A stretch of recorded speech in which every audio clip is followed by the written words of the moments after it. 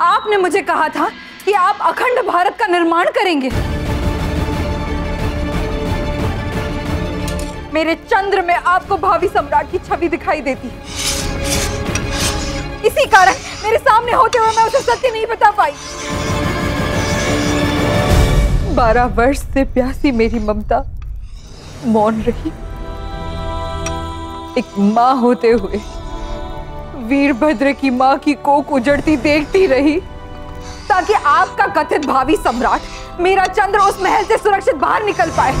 परंतु आपने स्वयं उसे उसी धनानंद के पास भेजा। आचार्य!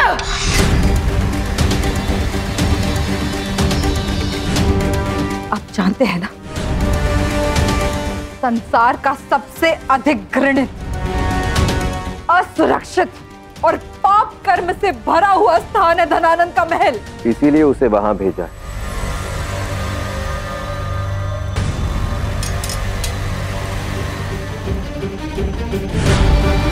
और अब जब आपकी भेंट आपके पुत्र से हो ही चुकी है, तो आपको भली भांति समझ में आ गया होगा कि आपके लिए कितना विष है चंद्रगुप्त के हृदय में।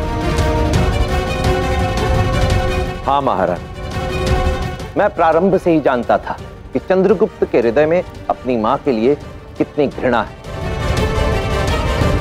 और जिसके हृदय में अपनी मां के लिए इतनी घृणा हो, उसके हृदय में मातृभूमि के लिए प्रेम जागृत करना असंभव होता है।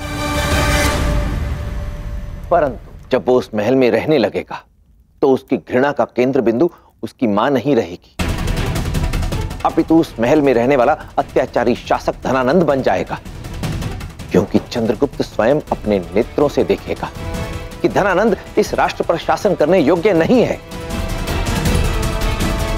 महारानी, समस्या का समाधान ढूंढने से पूर्व समस्या क्या है ये जान लेना अत्यावश्यक होता है। मैं चंद्रगुप्त को उस महल में इसलिए भी भेजना चाहता हूं ताकि उसे स्वयं आभास हो कि देश पर संकट कितना विकराल है। तलवार की धार को तीक्ष्ण करने के लिए उसे निरंतर पाषाण पर घिसना ही पड़ता है। मैंने आपसे पहले ही कहा था महारानी, मेरे इस लक्ष्य की प्राप्ति बलिदान मांगेगी। अखंड भारत के इस महायज्ञ में आहुतियां दी जाएंगी और इसी में से एक आहुति होगी आपकी ममता की। दिन रात सोते जागते आपके नेत्रों के समक्ष आपका पुत्र इन संकटों से जूझेगा और आपको यह सब स्वीकार करना होगा, इस बलिदान का एक भाग मानकर।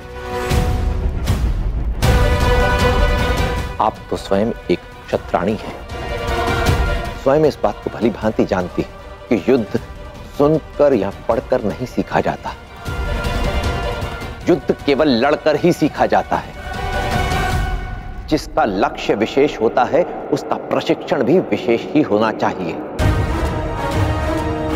यदि चंद्रगुप्त को भविष्य में भारत का सूर्य बनकर उदय होना है तो आज उसे उस अत्याचारी धनानंद की बहन का अंगरक्षक बनना ही होगा।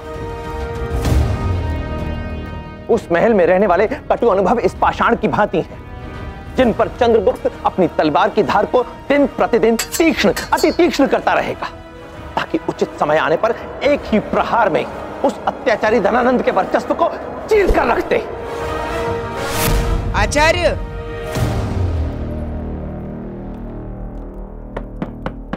आचार्य, दरवाजा खोलिए।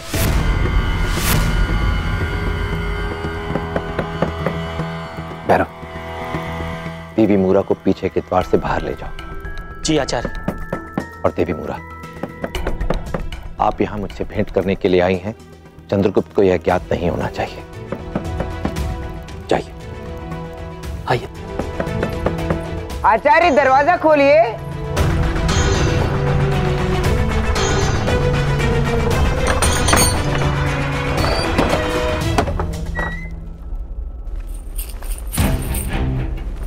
पकड़ो।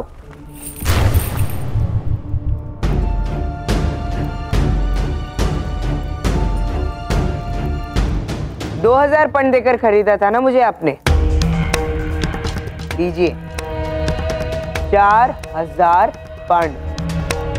लुब्धक को दिए हुए मूल्य का दुगना।